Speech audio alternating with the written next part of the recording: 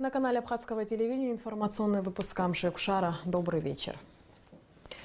Национальная сборная Абхазии по футболу одержала первую победу на чемпионате мира под эгидой КОНИФА, который проходит в Лондоне. Сборная Абхазии выиграла матч с командой Тибета со счетом 3-0. Матч транслировался в прямом эфире на канале Абхазского телевидения. Голы забили Руслан Ахвалидиани, Руслан Шони и Дмитрий Маскаев.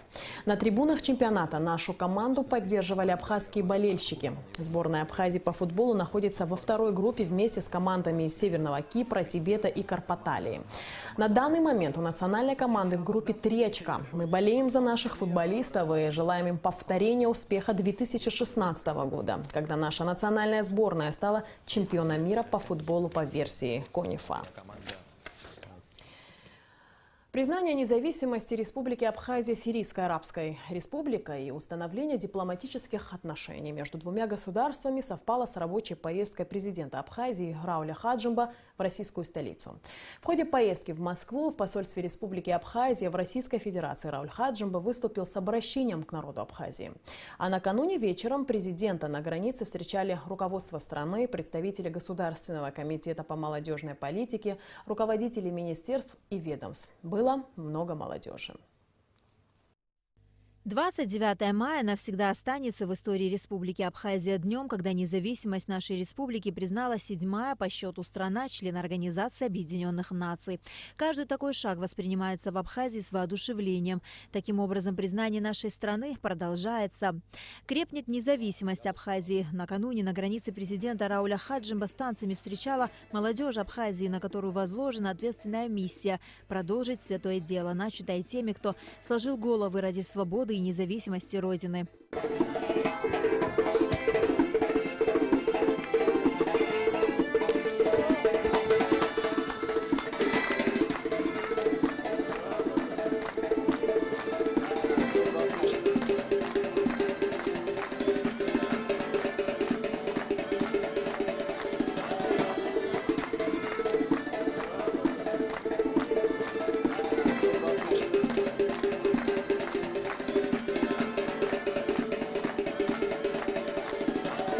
Президент Рауль Хаджимба отметил, что признание нашей независимости страной, которая сейчас находится в состоянии войны, это одно из самых важных и значимых событий, произошедших в последнее время. Для Абхазии это очень важное событие, признание Сирии независимости Абхазии. Сирия, которая воюет, Сирия, которая противостоит сегодня практически всему Западу. И найти возможности провести эту процедуру признания, это тоже важное событие для этой страны. И немаловажно для нас самих это признание оправдать, состояться как государству и создать все условия для того, чтобы мы были реальным независимым государством. Несомненно, признание независимости Абхазии Сирийской Арабской Республикой стало знаменательным событием. Это еще раз подтверждает то, что Абхазия на верном пути, на пути развития и процветания. Нашему абхазскому народу, нашим гражданам Республики Абхазия хотел бы пожелать всех благ. Дай Бог, чтобы мы могли каждый день отмечать такие знаменательные даты, когда нас признают государство, и поблагодарить многострадальный сирийский народ. На данный момент уже 7 государств признали независимость Абхазии. Россия, Никарагуа, Венесуэла, Науру, Вануату, Тувалу и Сирийская Арабская Республика, а также государственные образования, частично или полностью не признанные в мире: Нагорно-Карабахская Республика, Приднестровская Молдавская Республика, Южная Осетия. На Алакове, Беслан Шинджерия, Абхазское телевидение. Республиканская политическая партия «Форум народного единства Абхазии» распространила заявление в связи с признанием Республики Абхазия Сирийской Арабской Республикой. Факт признания независимости Республики Абхазия и Республики Южная Осетия Сирийской Арабской Республикой – это еще один значительный шаг на пути их уверенного вхождения в международное сообщество. Сирия – страна с древней великой историей, колыбель человеческой цивилизации. И налаживание с ней государственно-правовых и дипломатических взаимоотношений престижно для нашего государства, идущего по пути прогресса, укрепления своего суверенитета и национальной безопасности. Этому нелегкому процессу предшествовали серьезные политические и дипломатические усилия президента Абхазии Рауля Хаджимба, Министерства экономики, депутатов парламента, ряда других государственных органов, общественных организаций, спортивных и культурных сообществ нашей республики. В частности, успешному продвижению вопроса признания способствовала деятельность Торгово-промышленной палаты Абхазии, подчеркивается в частности в заявлении ФНА. Ключевую роль в еще большем сближении интересов Сирии и Абхазии сыграло политическое руководство России, нашего союзника и стратегического партнера, считают члены партии. Постоянное сотрудничество абхазских, российских и сирийских дипломатов вывело на качественно новый уровень взаимоотношений между Сирийско-Арабской республикой и Республикой Абхазия, приведший к реальному результату, убеждены в ФНА. Партия «Форум народного единства Абхазии» отмечает весомый вклад в развитие сирийско-абхазских дружественных взаимосвязей, многочисленной и достаточно влиятельной сирийско-абхазо-черкесской диаспоры, последовательно выступающей на стороне справедливости и отстаивания стратегических интересов Сирийско-Арабской республики. В рамках реализации положения о пресс-турах, организуемых Торгово-промышленной палатой Республики Абхазия, в нашу страну прибыл Мухаммед Фираз Аль-Мардини, репортер телеканала Сама ТВ, базирующегося в столице Сирийско-Арабской республики Дамаске. Цель его визита – интервью с президентом Раулем Хаджимба и премьер-министром Геннадием Гагулия, а также подготовка репортажа по случаю признания суверенитета Республики Абхазия Сирийской Арабской республикой. После вести о признании Абхазии Сирией уже по сложившейся традиции мастера сухумской фабрики «Модатекс» сшили флаг Сирийско-Арабской республики. Таким образом, они отреагировали на известие о том, что власти Сирии признали независимость нашей страны. Мастерицы «Модатекс» буквально за короткий промежуток времени создали более 100 экземпляров сирийского флага разных размеров. Этот государственный атрибут стал 7-м в ряду символов стран-членов ООН, признавших независимость Республики Абхазия. Первый абхазский флаг, вот здесь мы шили подпольно тогда, это было в секрете сделано. И после этого, вот вы видите, там есть стенд, где вывешены флаги всех стран, которые нас признали. Это при президенте Ардзинба, при президенте Багапш. И вот сегодня признала Сирия, и уже новый флаг изготовлен, мы его видим. Но почему Сирия? Многие считают, что это вот под давлением России сделано, в то время, когда Сирия воюет, некоторые считают, ну, недоброжелательно, прямо скажем, что это нецелесообразно. Я вам хочу сказать, что это очень для нас важное событие, потому что в абхазском менталитете Сирия всегда была связана с какой-то святой землей, Шамтула, райская птица, Шамыхич. В абхазском обществе особое отношение к Сирии, и там самая большая после Турции диаспора в Сирии. Это уже 7-я страна, признанная Организацией Объединенных Наций, которая нас признала. Я уверен, что этот процесс будет продолжаться.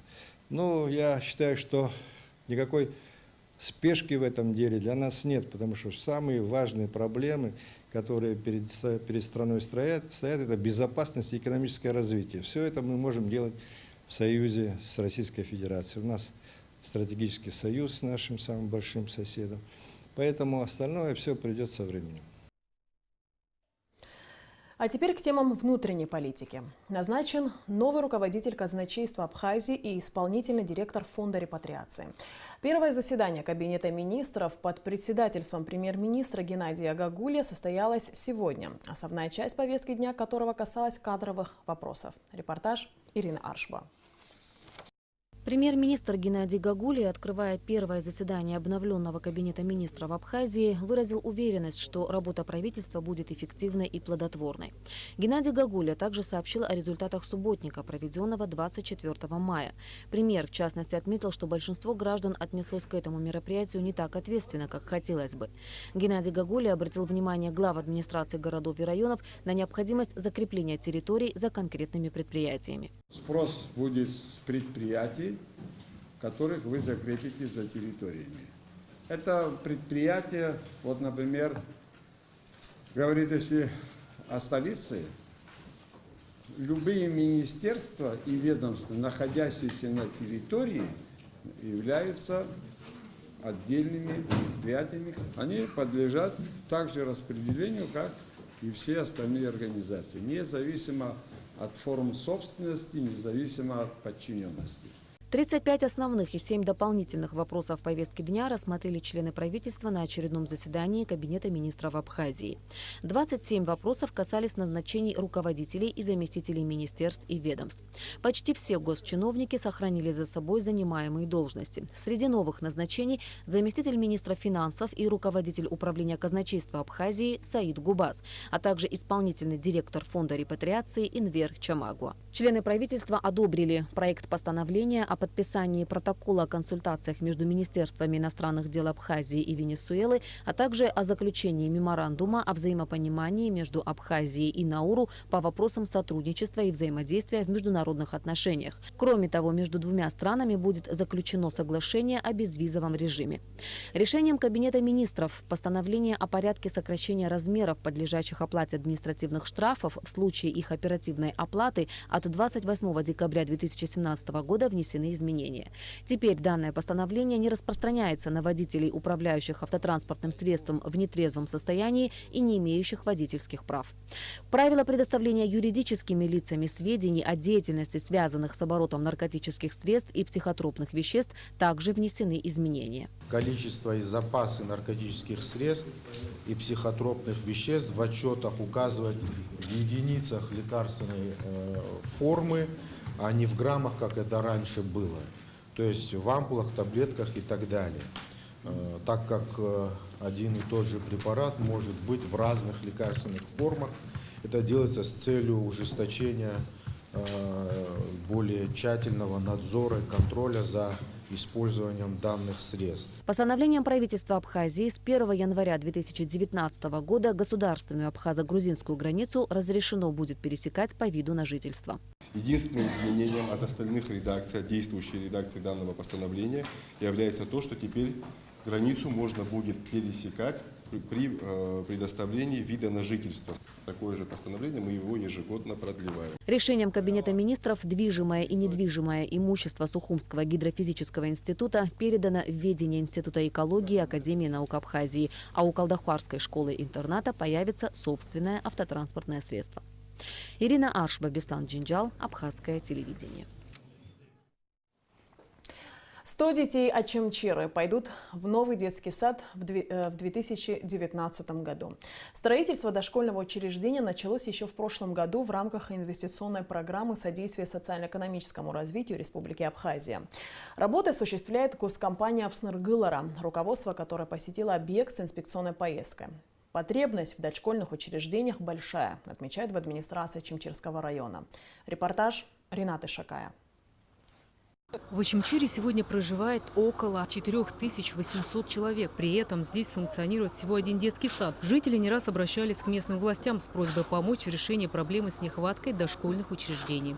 По просьбе жителей города Ачамчиры включили в инвестпрограмму. В 2017 году начали строить детский сад. В смете 130 миллионов выделено в этот детский сад. Сегодня выполнено на 42 миллиона. В 2019 году должны завершить. Работа идет нормально. Они говорят, мы все успеваем, вовремя сдадим. Так началось строительство нового детского сада в 6-м микрорайоне города Ачамчира. На данном этапе завершена заливка основных монолитных конструкций. Строительные работы выполняет подразделение госкомпании Апсныргылара, государственная фирма Ачамчирастрой. При этом руководство компании ведет постоянный мониторинг хода строительства.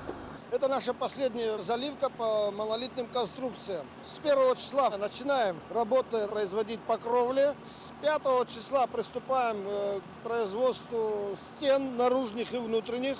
И планируем в этом месяце значит, приступить к работам по внутренней инженерии.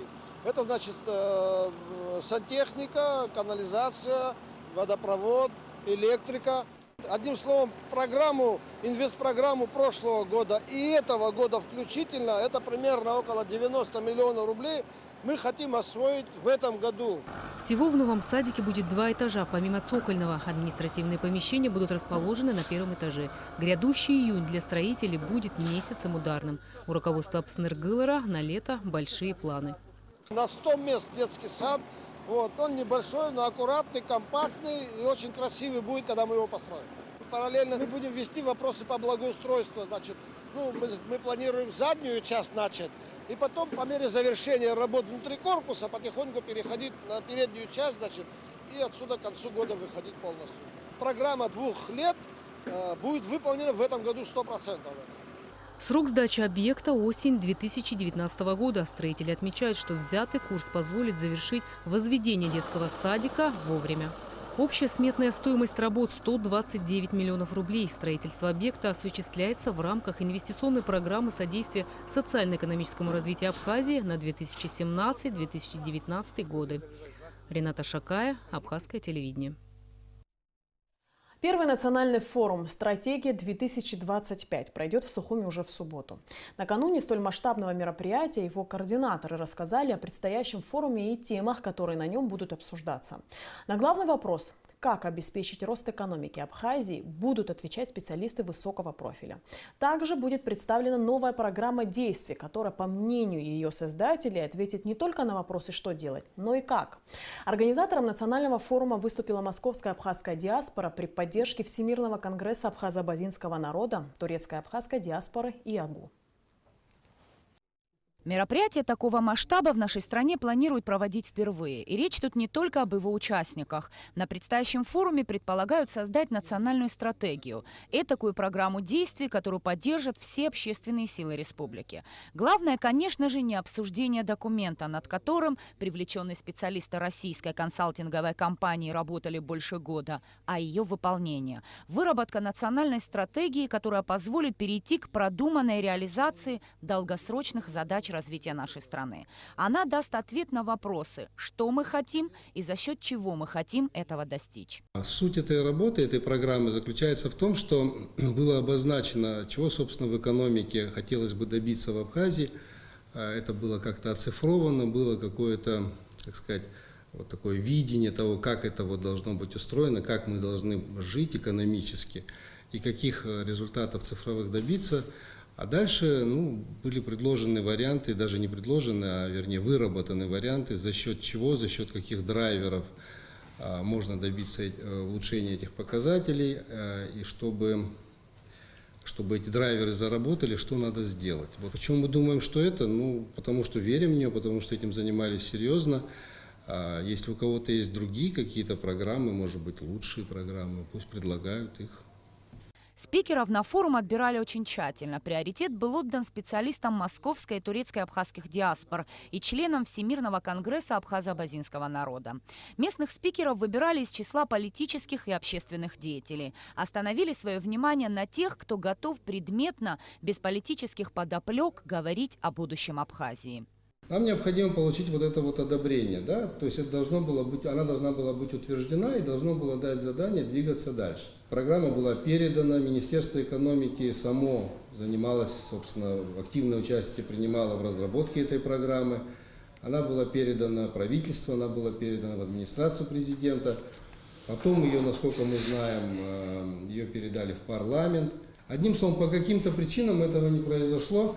И вот мы продолжаем настойчиво стучаться. Теперь мы проводим большой форум, на котором хотим уже презентовать ее не в узком кругу кабинета министров или руководства, а все-таки привлечь экономистов, привлечь представителей общественности и сказать: слушайте, давайте, вот у нас такая программа есть, если она нам нравится всем, давайте двигаться. Накануне масштабного форума появилось много разговоров о том, что программа недоработана, да и вообще это не панацея, которая сможет спасти страну. Все домыслы о несовершенстве документа организаторы форума отвергли. В каждой программе есть свои этапы.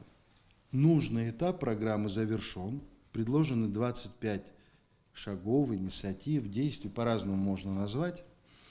Дальше без Вообще программа эта написана все-таки для того, чтобы она стала или что-то подобное было бы в плане работы правительства.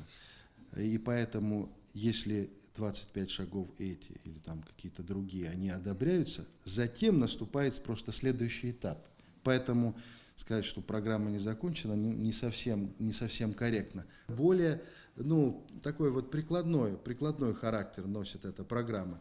И она на мой взгляд, она ни в коем случае не противоречит вот этому большому труду ЦСИ, такому глобальному, я бы сказал. Но она носит более уже конкретный характер. Презентация программы «25 шагов по развитию экономики Абхазии» до 2025 года состоялась еще в 2017 году. Спустя год с небольшим документ выносится на обсуждение крупного национального форума.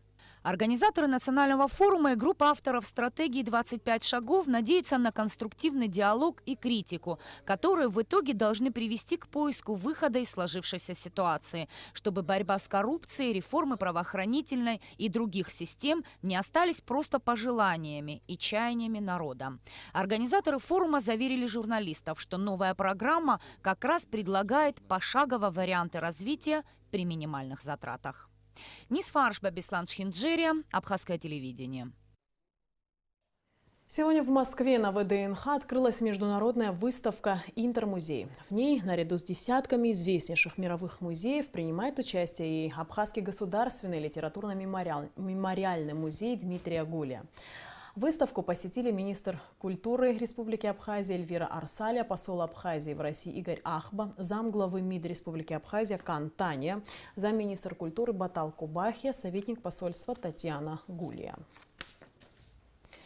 К столетнему юбилею со дня рождения Кершала Чачхалия в Сухуми состоялось торжественное открытие мемориальной доски на фасаде дома номер 3 по улице Иналыпа, в котором 1963 по 1970 годы проживал поэт. В церемонии принял участие глава администрации города Сухум Адгур Харазия. Стоит отметить, что столичная администрация взяла на себя расходы по установке мемориальной доски. Абхазские писатели и поэты выступили на памятном митинге, поделились воспоминаниями о знаменитом поэте. В завершении мероприятия к мемориальной доске Кершала Чачхаля были возложены цветы. Очередное выездное заседание Государственного комитета Абхазии по молодежной политике прошло в Очамчире. В нем приняли участие руководство Очамчирского района и представители всех районных и городских молодежных комитетов республики. Главная цель подобных встреч – взаимодействие всех комитетов и выявление проблем. Уже 4-й месяц Государственный комитет по молодежной политике проводит выездные заседания в городах и районах Абхазии. Нынешнее, уже 5-е выездное заседание Госкомитета прошло в Очамчире. Во встрече участвовали руководители района и представители комитетов со всех районов и городов нашей страны. Спектр обсуждаемых вопросов широк. Это и досуг молодежи, и занятость, и, конечно же, проблемы наркомании. Каждый из участников круглого стола принимал активное участие в обсуждении и предлагал свое видение решения существующих проблем. Как отметил председатель Государственного комитета по молодежной политике Тимур Квиквискири, все эти проблемы, безусловно, невозможно будет решить без тесного взаимодействия с государственными структурами. Лишь слаженная работа сможет стать плодотворной. Тимур Квиквискири также отметил, что по итогам всех выездных заседаний будет принят бюджет Госкомитета. По итогам всех выездных заседаний мы будем формировать бюджет Государственного комитета по молодежной политике на 2019 год. В зависимости от тех мероприятий, акций, форумов, либо каких-либо еще программ, которые мы будем проводить именно в районах, то есть в городах, в помощь тем комитетам, которые уже существуют и которые проводят свои программы. Одно из решений по итогам состоявшейся встречи к концу следующего месяца провести в Очамчире масштабный летний образовательный лагерь, в котором отдохнут около 350 ребят со всей страны. В городе Очамчира в конце июля, в начале августа в 7-дневный, 10-дневный срок пройдет летний образовательный лагерь. Специально была выбрана именно эта часть Абхазии для того, чтобы задействовать ее, потому что в основном все мероприятия проходят в западной части Абхазии, а эта часть как бы считается чуть депрессивной, поэтому, чтобы оживить эту часть. Главная цель выездных заседаний – выработать механизм взаимодействия всех комитетов и определить круг проблем на местах. Подобные встречи будут проведены и по всем другим районам. Завтра, 1 июня, отмечается Международный день защиты детей. По всей Абхазии пройдут праздничные мероприятия. Управление образования и культуры администрации города Сухум также подготовило ряд развлекательных, детских и спортивных мероприятий в столице. Все желающие смогут посетить спектакль «Дюймовочка» в Госфилармонии, а также принять участие в различных развлекательных мероприятиях в парке Баграта-Шинкуба в столице. Администрация города Сухум запланировала ряд мероприятий по городу. С 11 часов родители, вы можете своих детей привести в спортивную школу. Они могут принять участие в различных спортивных мероприятиях. Сами родители могут участвовать. Будет очень весело, задорно. К 3 часам, пожалуйста, приходите в филармонию. Управление образования проводит спектакль «Дюймовочка». Я думаю, детям всем понравится. И к 6 часам уже в парке Баграта-Шинкуба комитет по делам молодежи и спорта будет проводить развлекательную программу, будет детский праздничный концерт, там будет аквагриль, развлекательная программа будет. Ну и управление культуры к этому дню приурочило торжественное вручение аттестатов. Родственники, те, которые заканчивают музыкальную школу, художественную школу, можете приходить в День учителя. Это будет в 5 часов. С 11 до 16 часов будет организована благотворительным фондом «Абхазия» выставка продажи изделий декоративно-прикладного искусства. Это будет у колоннады. Всех детей еще раз с праздником. Взрослые, приводите своих детей, целый день посвятите им. И в конце выпуска традиционно о погоде. По сообщению Гидрометцентра, завтра в Абхазии ожидается ухудшение погоды. Будет облачно, временами ливневый дождь с грозой. Температура воздуха ночью плюс 13-18, днем 20-25 тепла. Температура морской воды плюс 21.